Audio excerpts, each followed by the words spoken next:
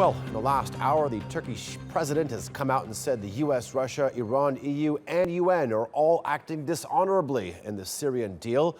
We've got an international affairs expert with us to sift through the rhetoric coming out of all parties. Afzal Ashraf is a consultant fellow of international diplomacy at the Royal United Services Institute for Defense and Security Studies. And he joins us now from Abu Dhabi. Thank you very much for joining us, sir. Now, this is the first time in a while that the Syrian regime has voiced its commitment to a cessation of hostilities. Let me ask you, do you have faith in this pledge?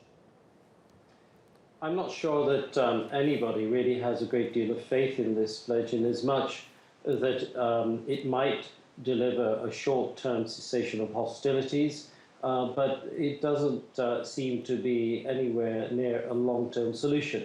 What it can be, what I hope most people will wish for, is that this sets a sort of a confidence-building measure. It's a deal where we've got a former adversaries coming together. We've got Iran and Saudi Arabia, Russia and the US, setting aside as much as they possibly can their very significant differences in order to get a few hours, maybe a few days, and one hopes maybe a few weeks of a cessation of hostilities between the regime and the so-called moderate rebels.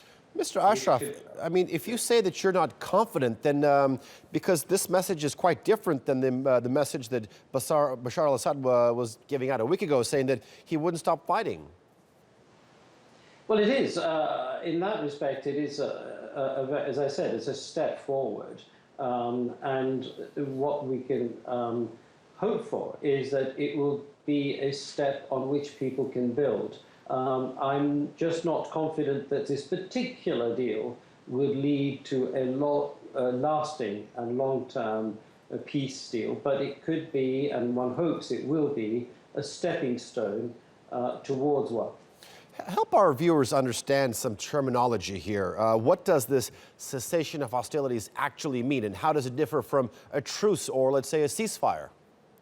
Well, there's no exact definition of any of those terms. I think politicians are using different words, because if you said ceasefire, then the media would probably come on a few hours afterwards and say, well, there isn't a ceasefire, people are still firing.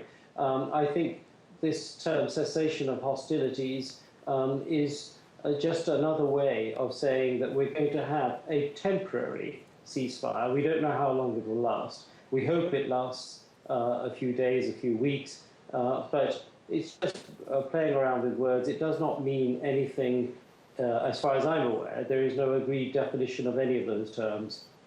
Okay, fair enough. Mr. Afzal Ashraf, thank you very much for joining us.